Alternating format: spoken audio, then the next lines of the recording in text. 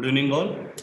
So welcome to the webinar on the relevance of makerspace and the maker mindset to the higher education by Dr. Aubrey Wigner from Michigan State University, USA. So we are very delighted to have Dr. Wigner with us today. He's a radical interdisciplinary scholar focused on teaching design thinking and entrepreneurship. He's presently working as a fixed-term professor teaching courses for the entrepreneurship and innovation minor at the Michigan State University, USA. Also, he's involved in expanding the course offerings to include a greater emphasis on the creation of physical and digital prototypes. Additionally, he also serves as a researcher collaborating with faculty at Lyman Briggs to expand and deploy the Future Design Studio and orientation and public outreach activity, which combines design, making, and improvisation to better engage students and the public with issues of science, technology, and society. He has also worked as a research assistant developing the Future Design Studio, a speculative prototyping workshop to aid the students in the exploration of the social dimensions of science and technology. Dr. Wigner has worked with Dr. Michael Lande and Dr. Sean Jordan to investigate the maker movement and its intersection with higher education. He is also a recipient of the AT&T Award of Excellence for his contribution to the maker movement and all. So we are very delighted to have you, Dr. Wigner, today with us. So I welcome him on behalf of all and the Vidyavardhaka College of Engineering. So over to Dr. Wigner. Hope all of you enjoy a good session and have a good knowledge sharing experience. Dr. Wigner? Yeah, so thank you so much for the very kind introduction. As you mentioned, today we're going to talk a little bit more about the maker movement, makerspaces, and most importantly, why this kind of matters for higher education. I'm assuming most of you who are watching are faculty members or students who are interested in making, but maybe don't have a great background yet of what it's all about. Just to add a bit to the introduction, a little bit about me. So I started off in an undergraduate program for chemical and biochemical engineering. So my undergraduate is in a technical field, but from there I actually moved much more into the social sciences. My PhD is specifically about how do human beings interact with science and technology, and how does society shape technology and technology shape society. So for my PhD, I was really interested in how this whole maker movement intersects with higher education and also the future of work more broadly. So some of what I'm presenting here comes from my dissertation work as a PhD student, and some of it's also mostly due to my personal observations and experiences with the maker movement and campus makerspaces since then. As I mentioned, basically what I do right now is I teach entrepreneurship, where I really focus on how do students learn hands-on skills, choose what they're interested in, and how do they basically take their ideas from something that exists only in their head to something that exists in the physical world or in a digital space. So right now, all of my work is basically around making. How do we create things and bring them to life? So for today's talk, I'm basically going to shoot for about 35 minutes of talking. Then we'll jump into some discussion, because I'm sure you're going to have questions about makerspaces that I'm not going to have a chance to present the answers for immediately in this talk. So hopefully we'll get a chance to actually chat a little bit more. I can answer some of your questions via YouTube. And we can get a little more at the meat of the matter of what are makerspaces and why do they matter. I'll let you read the agenda briefly here, but essentially we're going to do a brief introduction to makerspaces so we're all on the same page for what they are. Then we're going to talk a little bit about the mindsets involved and considerations for if you're building a makerspace in academia, or if you're interested in expanding an existing makerspace to serve more people. I'll also talk a little bit, very briefly at the end, about how we continue with makerspaces in a time where we can't physically meet up necessarily. I know here in the US, we're still pretty much on lockdown, so we're not interacting physically. How can we keep that kind of maker spirit alive, even when we can't meet in person? So first, let's just real briefly talk about what are makerspaces. And are they something more than just people, a location, and technology? Most of the time when we discuss makerspaces, we focus a lot on the tools, the people, and the places where they're at, but is there something more going on? So very broadly, a makerspace is just a physical location where people can engage in high-tech or low-tech fabrication, share results with each other, collaborate, and build stuff. For the purposes of this discussion, I'll kind of put makerspaces into three general categories: for-profit makerspaces, community makerspaces, and academic makerspaces. As I mentioned, we'll spend most of the time talking about academic makerspaces and not a lot of time talking about the other types.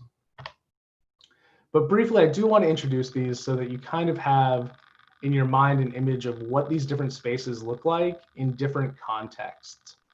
So for-profit makerspaces, as the name suggests, are makerspaces where the goal at the end of the day is to make money.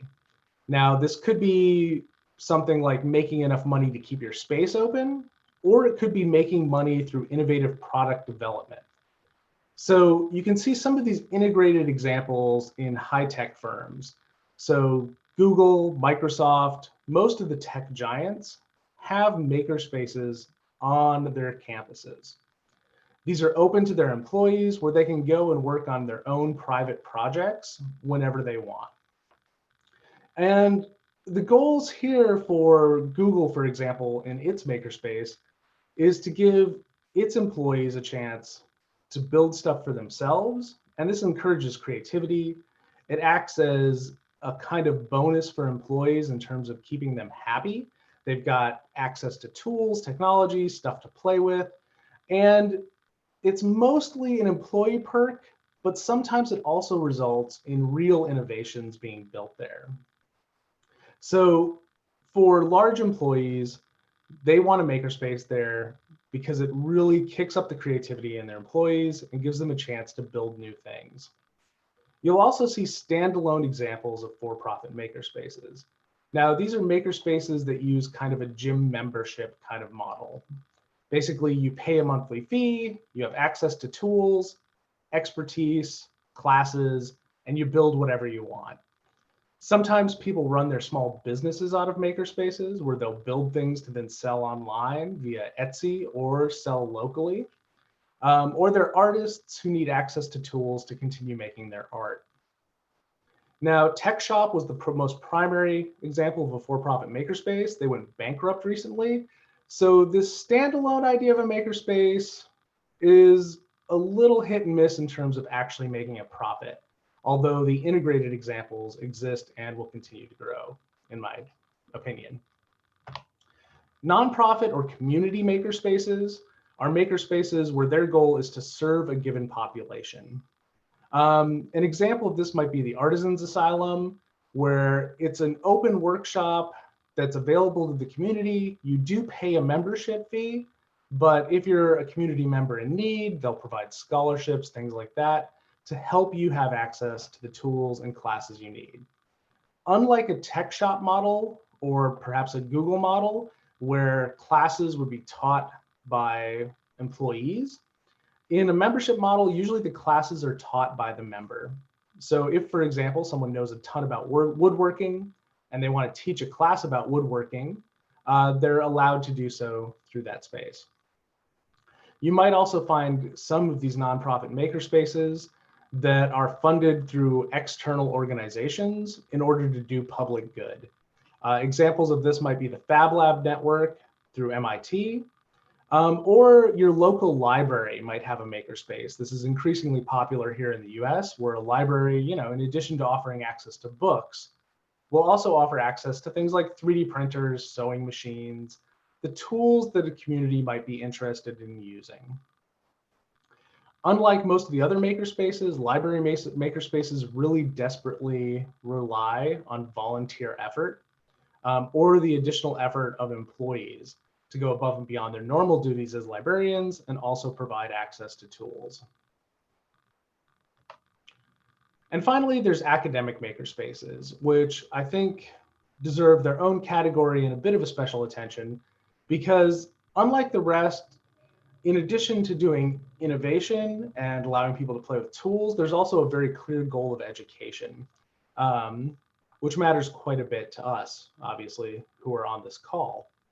Now, these examples could be something that's either part of a university library at both Arizona State University, where I did my PhD, as well as at Michigan State University, where I currently work. We have makerspaces in our libraries that offer additional access to tools, materials, expertise that students might need in order to build things that they want to build. You'll also see some that are integrated into departments. So for example, Stanford's design school is basically a giant makerspace, and it's full of professors, students from radically different disciplines, all working together and building things and exploring ideas. And in that case, it's basically the entire department is based on that. You'll also see some universities that have amazing facilities based on a large private donation. One example for that would be Case Western Reserve University in Cleveland. Their ThinkBox makerspace is the result of something like a 10 million US dollar donation, including part of a building that let them set up a giant makerspace. So you'll see that these vary wildly in scale, from one room in a library at a university all the way up to entire buildings at a university. So academic makerspaces have a really wide range of who they serve, whether it's a department or the whole campus, all the way up to the size of the makerspace being either very small or very large. Now, hopefully that puts us all on the same page for what a makerspace is and kind of the wide range of different kinds of makerspaces that exist out there. Now, usually at this point in the talk on makerspaces, the speaker would dive into what the tools are. We'd talk about 3D printers and laser cutters and high-tech tools and Arduino microcontrollers. But as kind of my bio indicates, I'm a technical person who turned into a social scientist. So instead, I want to talk about the people involved in makerspaces and the people involved specifically in academic makerspaces. And I kind of want to switch this question around from what do you want to make in a makerspace to what kind of people do you want to craft in a makerspace? What do you want your participants in a makerspace to be like at the end of the day? In an academic institution, we're always interested in what do students leave our institution knowing? What behaviors have they adopted? What skills have they learned? And I'd like to look at academic makerspaces in the same way. What are the skills students leave university with if they've had access to a makerspace? And what are the attitudes that they have when they leave? To dig a little bit more into that, I'd like to refer to what I and other scholars refer to as a maker mindset. And a mindset is just, if you imagine, what is your perspective on the world around you when you're making decisions, when you're interacting with others, when you reflect on your own existence and yourself. These are all aspects of a mindset. And I think makers have developed a fairly particular one, which it's useful to explain more about. So during my research at Arizona State University, the team I worked with and I interviewed over 120 young and adult makers at maker fairs, in makerspaces. And what we noticed is there were some really common traits that these makers had developed through their process of making, through being part of a makerspace, through engaging in design. They all kind of left with some very broad traits that we lump together as the maker mindset. And these traits are growth-oriented, which is to indicate, instead of viewing themselves as limited in their knowledge, I'm only good at math, I'm only good at art, I'm only good at science, makers tended to say, I can become good at anything if I put in the work and try to learn it. So when we say growth-oriented, I mean like the ability to grow mentally and to encompass new ideas and new skills. Related to that, they also tended to be very positive. or failure positive, I should say. Makers will happily tell you exactly why the thing they tried to build lit on fire and didn't work. So makers are really excited about sharing both successes when they create something amazing, as well as spectacular failures, or even just the frustration of learning, which is not something we normally discuss too heavily in university. In university, you get an assignment, you do your best, you polish it up, and you share your end result of your polished assignment. Makers and maker mindset, they tend to share all the way through the process, which leads to this kind of attitude of collaboration. Makers are always looking for feedback from others and searching for people who can help them or who they can help. There's also an aspect of playfulness to it. So makers oftentimes screw around with technology because it's fun, it's interesting. And they really treat this as a sort of play. It's not just work creating something new and innovative, it's also fun. And they engage in what I like to, or my research team likes to refer to as additive innovation. So I'll dive a little deeper into each of these categories so we're all kind of on the same page with what a maker mindset entails. So the growth mindset is all about saying you can learn anything you want. And this is really an internal process. I myself used to think of myself as a very analytical person who was incapable of learning artistic skills until I actually started exploring, for example, sculpture and realized I could build interesting artistic sculptures. And it took a lot of work. It was hard, but I could do it. And so this is the kind of attitude that's important for makers to have, and I think for people in general to have. One of the best quotes for this that really encapsulates it actually came from a 7th grade maker, so about a 13-year-old, who we interviewed, and she described her experience with the maker movement and making in these words. You can move on and try again. Everything is an iteration, and throughout your life, you're going to be varyingly running through iterations or tripping and flailing your way through your iterations. But you can always try something again. And failure is part of your process, not the end. You're not done when something fails. And for me, this really resonated that a core part of the maker movement is recognizing that you don't do something just once and either get a failing grade, it's perfect, or you either succeed wildly and get a maximum grade, everything's perfect, or you fail and there's no chance for second trials. In life, and particularly life outside of university, everything is an iteration, something you can try again if you need to. And you can learn from your mistakes along the way. And we noticed this trait not just in Emma, that's also a pseudonym, by the way, that's not her real name in order to protect anonymity here. But we noticed that this was an attitude almost every maker we interviewed had.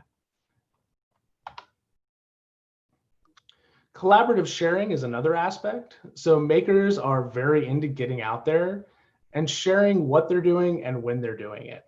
So one of the most prominent examples of this is Maker Faire, which sadly is also now defunct, where thousands of participants from the public as well as makers would get together and share their ideas, their creations, their successes and failures in a very public forum. Perhaps more poignant for us right now during COVID-19 is that makers are also doing this online and virtually and have been for years now. One of my favorite sites is Instructables. Check this out if you haven't already.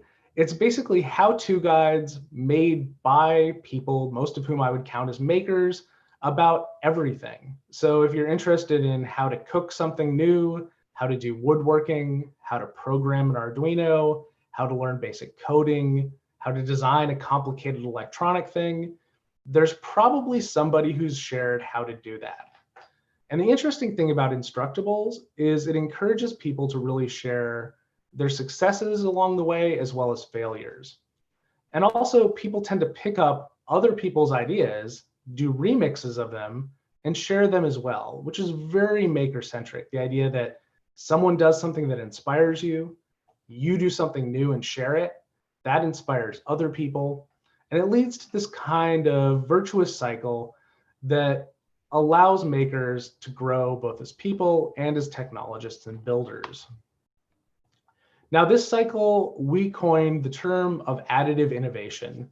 So much like 3D printing is additive manufacturing, where layers are added on each other, we view making in a community as additive innovation. And as I mentioned, this involves inspiring people, sharing how you did something, what you did, where your failure points were, building new designs, sharing what you built, inspiring the community, and sharing again.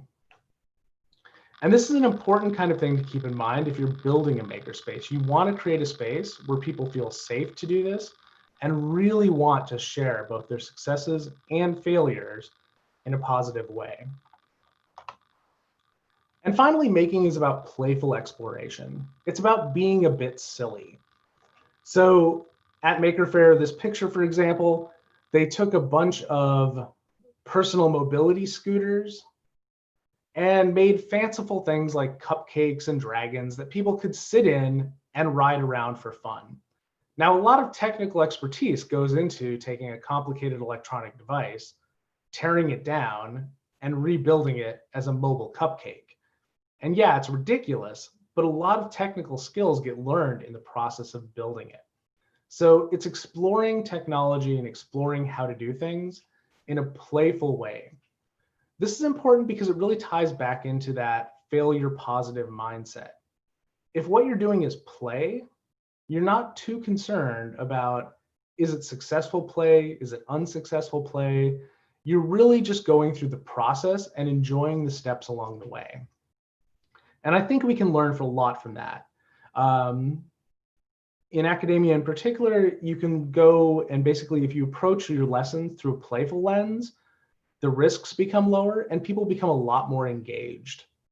So this idea of playful exploration is something important to keep in mind in makerspaces. You do not want your makerspace to be an overly serious environment where people are quietly engaged in building technology without talking to each other, without smiling. A makerspace needs to be a place that's safe for playful exploration. So with this in mind, I'd like to talk a little bit about why the maker mindset is particularly useful for students to leave university with. And part of that is that when you graduate university, you're not done learning. Chances are you're going to go to a job, which is going to require you to learn new things. As an adult out there on your own, you're going to have to engage in new hobbies just to stay sane, to enjoy yourself, to find out what your passions are.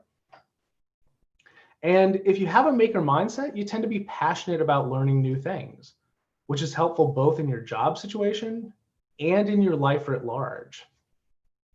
Makers also tend to be driven to make change. So they've already tackled problems that they think matter. They've built solutions, oftentimes from very strange parts that don't necessarily work well.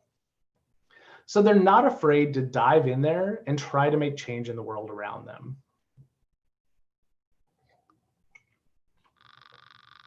That sharing ethos, which they've developed in a makerspace, is really useful once you're working with colleagues. Once you're in a business, once you're working for other people, you're also working with other people. You're probably not going to be in a position as a graduating engineer where someone just hands you tasks that they already know the answer for you to do. Instead, you're going to be part of a team pursuing goals, working creatively together, stumbling, falling, and hopefully getting your stuff together and eventually coming up with solutions. So makers tend to be innovators who strive to improve things. Finally, if you've spent a lot of time communicating with other people, sharing successes and failures, and engaging in playful innovation and playful exploration, you're probably going to be a lot more fun to work with. All of us have colleagues who are perhaps very technically competent, but not very playful or fun to work with. We probably also have colleagues who you smile a lot when you work together, you enjoy your job together, and that's the kind of colleagues I think most of us want in the workplace afterwards. And these traits that you develop, this mindset you develop, this really matters to employers, coworkers, and communities. And that's part of why I want to focus our discussion on makerspaces more towards the mindset we want to create and a little less focus on the tools we use for creation. So let's turn this conversation back to academic makerspaces in particular. What does all this mean specifically for academic makerspaces? And once again, I would say the important thing here is to keep your eyes on the people. Oftentimes for academic makerspaces, people get very excited about it. They identify a location on campus that they want to turn into a makerspace. They map out what tools are going to go where, but they don't spend a lot of time on really digging into who the stakeholders are. Oh, excuse me. What are the things that you want people to walk away from that makerspace with? And again, this question of who do you want to make, not what. Makerspaces and makerspace planning also tends to ignore some things like long-term issues. Universities are institutions that exist sometimes for hundreds of years. So if you want your makerspace to fit in with that, you have to make sure it's not attached to a very specific, very short-term fad, and that instead it's part of a long-term educational goal. What I've noticed is that if a makerspace, much like any project, only exists because there's a single person providing heroic effort to maintain it and create it, it's probably not going to last beyond that person. So much like making is a community activity and a team sport, I would suggest that creating a makerspace also needs to be a community activity. You need to have buy-in from a wide range of people as opposed to just one person's heroic effort. A single hero might get something off the ground, but maintaining it requires a community. So let's focus a little more on the specific people involved in creating a makerspace in an academic space. You have students, you have faculty, and you have the administration more broadly. And you have to make sure that each of these actors is satisfied with what a makerspace is providing in order for the makerspace to exist, continue, and grow. Now, for students, oftentimes that's where we focus the most attention, and I think rightly so as an educator. That's the goal at the end of the day, is to produce excellent students. And so students might have things like desires to create things outside of class. Maybe they just took a heat transfer class and they want to play around with heat exchangers, and they just want to go build something and see what it's like in real life. So it might be linked to a class, but it's something outside of a specific assignment. They might also have hobbies, right? Things they care about doing that aren't directly academic related. Perhaps they want to build drones and fly them around. Perhaps they're interested in knitting, baking, or a variety of other hobbies, all of which I think fall under the umbrella of making. They also want community. Students want to feel like they belong, and they want to feel like they can talk with other people about the things they're passionate about. And having a space to do that is really valuable. And finally, they need experiences that, once again, prepare them for work. What happens after graduation? And if, as a student, you've spent a bunch of time in a makerspace, you've applied lessons you've learned in classes to building your own inventions, you kind of have a portfolio and a story that can help you in the job market down the line. Now, we'll note that faculty have somewhat different needs, right? Faculty oftentimes want facilities and places to teach innovative courses. They really want their students to learn the material. They want to create future leaders. They might, depending on their own research, want access to fabrication facilities. They might want a place to interact interdisciplinarily with their colleagues. And they also might want to connect to industry. Depending on the kind of university you are, faculty might have deep research requirements, which require a lot of their attention. And you'll notice that some of these connect to makerspaces and some of these really don't. If you're a researcher with your own lab, you may or may not care about makerspaces.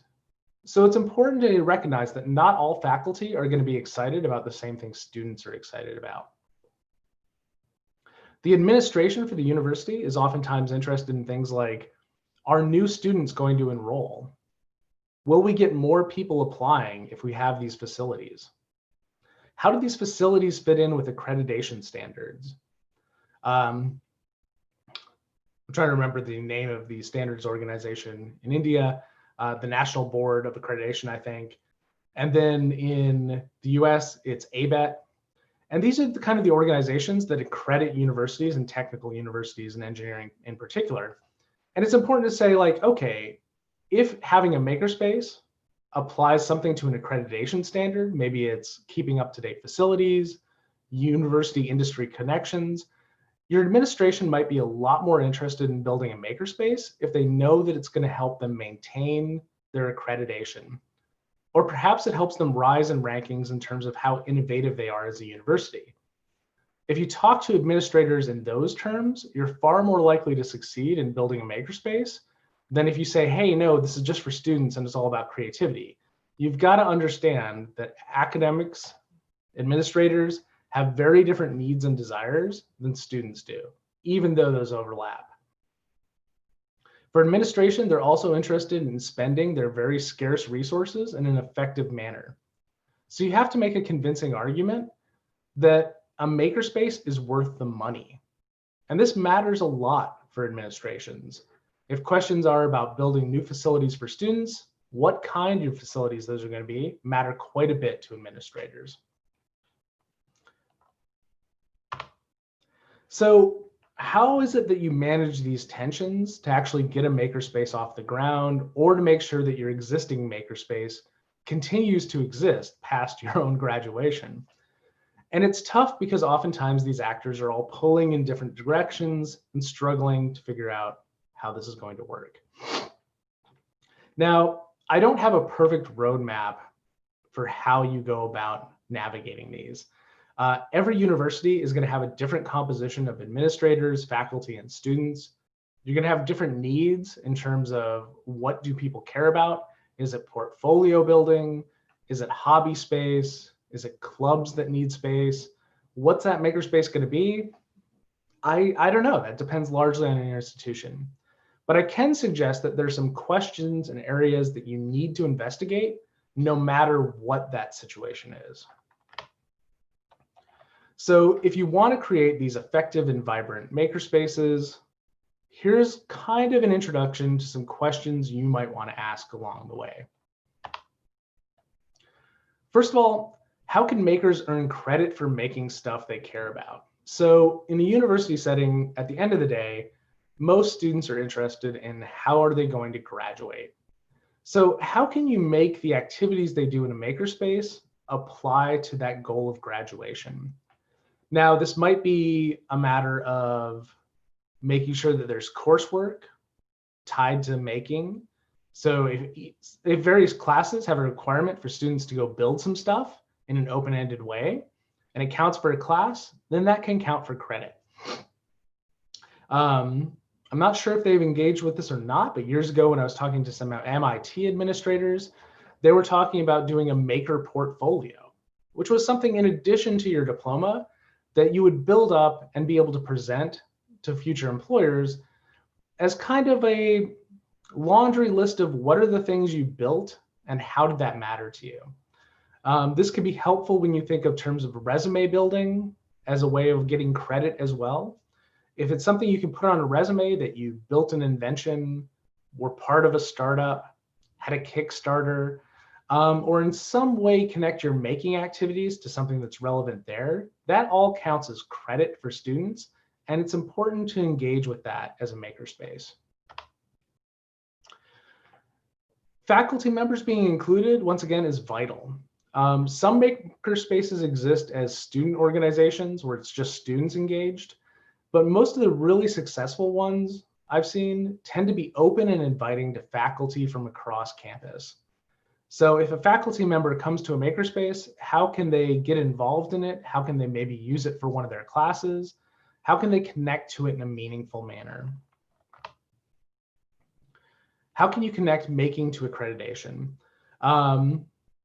So I have an article out that you can look up, which discusses how making connects to the American accreditation standards. And I think many of those arguments will be helpful when you're talking to administrators as well. But spend the time before you pitch a makerspace and really dig into what are the accreditation standards for your organization, and make sure you're able to talk about those with administrators. Making those connections is really valuable, and it's helpful for pitching the meaning of your project or the meaning of your space. Finally, it's important to add those to existing classes. You want people to be able to take a class, get introduced to a makerspace, and then join it. If there's no connection between classes and makerspaces, students often don't know how to find the makerspace. They're never introduced to it. Some people will ask the question, is making better when it's extracurricular? It's not connected to classes. For some makerspaces, this is true. In my opinion, I would normally try to connect it somewhere along the line with classes, but it's not necessarily vital. And finally, if you have lots of spaces on campus that aren't necessarily makerspaces, wood shops, electronic shops, labs, how do you get those all connected in a network that people can use to really create stuff and engage in making? This is just sort of a graph of things you might want to consider in making: collaboration, formal education, informal education. There's a lot that gets bundled in here. I'm looking at the time, and I want to make sure there's some time for questions, so I will kind of speed up these last couple slides. So the most important takeaway perhaps of all of this is that if you just build a space, people might join you. They might come to your makerspace if you just build a space. But if you create a community first and then the space with the community's help, you will absolutely have people involved. So really, if you're going to focus your time on either laying out the architectural plans for your makerspace or getting community involvement, get community involvement first. So a little bit of dour kind of truth to the situation right now is we're during a pandemic. So what does making look like right now? And just very briefly, I'd say what it looks like is basically the same community engagement, the same activities that support a maker's mindset, but it goes virtual instead. So if you end up stuck at home, spend some time learning a new virtual craft. Share your creations with people via social networking, chat, check out Instructables, build something at home, and continue forming that community. For students and instructors, this involves continuing to reach out to each other in meaningful ways. If education has to be online, make sure that there's a creative component that gives students some free will in it for them to choose their projects and build something and share something. And these are ways that you can create a maker mindset even when you can't physically meet to make together. So I think that about wraps it up for my portion of the talk. Feel free to post any questions you have in YouTube, and I'll answer from there, and we'll see if we can maybe turn this into a bit more of a conversation from here and a bit less for me talking from slides. If you are interested in these slides down the line, I'm going to clean up my comments from them and add a bunch of citations. So if there's relevant academic literature you're interested in, we can add that so you can look at it.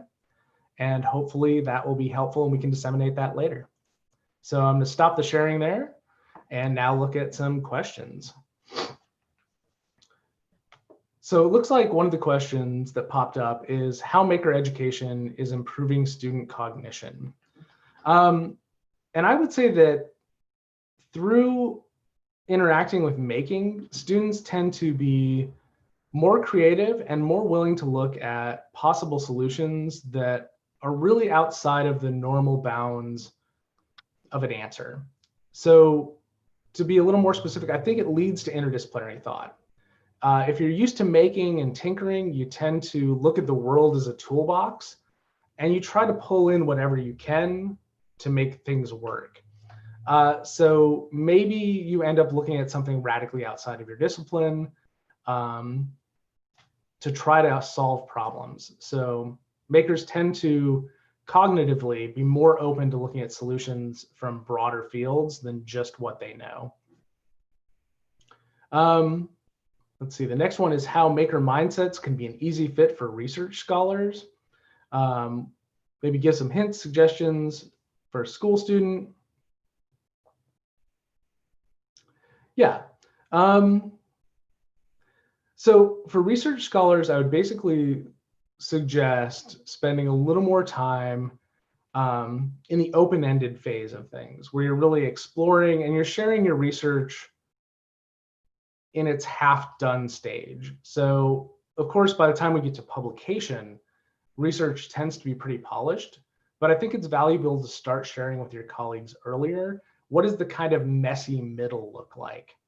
And through sharing that messy middle, you'll find yourself more inspired by your colleagues, as well as ending up doing better research, I think, by getting continuous feedback from collaborators all throughout the process, as opposed to waiting for feedback until you've submitted a manuscript for publication. Let's see. And for how can the maker mindset transform research during the COVID-19 period? I think once again, it's about just continually engaging in a sort of community activity where you're really listening to other people, collaborators, and trying to kind of like test out different solutions at any given point. Let's see. I think we talked a little bit about how to initiate makerspace creation already, but essentially it starts with conversations with collaborators. And once again, if you're a student trying to convince an institute to have a makerspace, engage with stakeholders. Make sure that you're inviting administrators and faculty members to the table throughout the process. Don't just pitch to one person or one group. Talk to as many people in different positions of power as possible.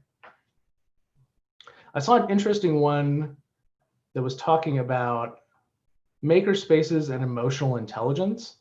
And I think that's something that making and community provide that we don't necessarily get a strong dose of in our undergraduate engineering degrees.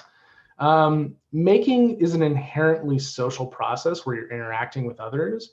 So it can be a really high quality way of learning empathy. Several of the people I interviewed who were parents of young makers had children who were somewhere on the autism spectrum. And what they noticed is that making provided a place for their student to engage with their child, I should say, to engage with others and empathize with others in a very personal fashion about the things they were passionate about. And they saw their children really growing emotionally through making. So I would say that making can have a very strong impact on emotional intelligence and emotional growth. All right, let me dig through YouTube real quick here and see if anything else jumps out at me. If I don't get to your question, I'm sorry. They're coming pretty fast and furiously. Once again, hopefully you saw on the slides, but I'll reiterate, you can look me up and email me, and I'm happy to answer questions from anybody about making at any point. So do feel free to connect with me via email if you like. It's wigner@au@msu.edu. And that'll be posted in the YouTube chat as well as available online. So Dr. Aditya, are we at a good space? Or? Thank you, Dr. Wigner, for a very informative session on the makerspaces. Hope we have much more makerspaces coming up in India as well, and hope the people make use of it to make their creative ideas into reality. So thank you once again.